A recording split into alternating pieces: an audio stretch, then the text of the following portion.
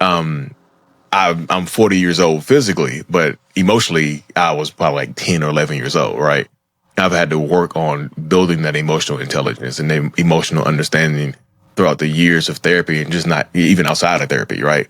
Just learn how to manage my own behaviors and my own actions and my own thoughts in a healthy, positive way that is not only not self-destructive, but not other destructive as well. And I'm not destroying other people because of my lack of emotional intelligence.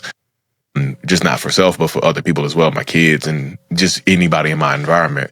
And I think so many people, especially nowadays, lack that emotional intelligence. And I think so many people have so many different definitions of emotional intelligence. And you mentioned EQ. What is EQ? I wrote that down. Like, what is the EQ? Yeah, kind of the abbreviation for emotional intelligence, right? Oh, okay. IQ, EQ. Yeah. Okay. So it's kind of that slang, I guess you could say, for emotional intelligence. But you made a great point too about just being able to really emotionally regulate in the moment, because I think so much of us, we do operate on such a fast pace that we make assumptions too quickly.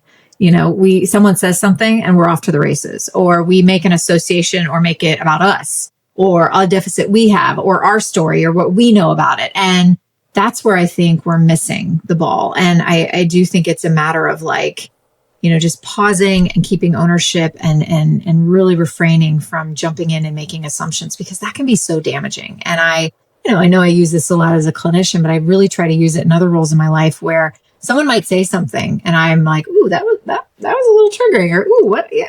And instead of just shutting down or, getting defensive or just creating and filling all these crevices and making assumptions, I've really tried to practice, tell me more about that, or keep going.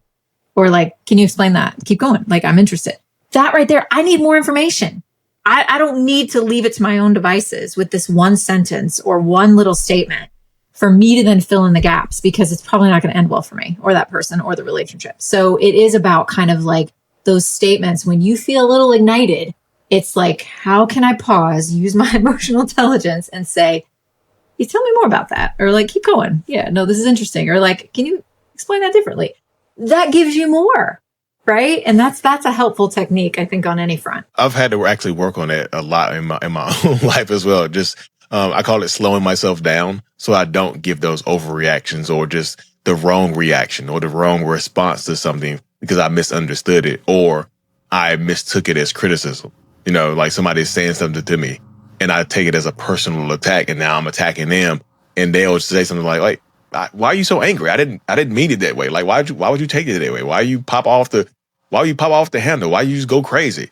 And now I'm embarrassed. You see, now I got to face the shame of going off and overreacting because I mistook something. So I've had to work on the art of slowing myself down, which again, kind of goes into those micro resets, which again, kind of works in my breath work, because I had to okay, let me take a deep breath before I respond. I have to ask myself these internal questions.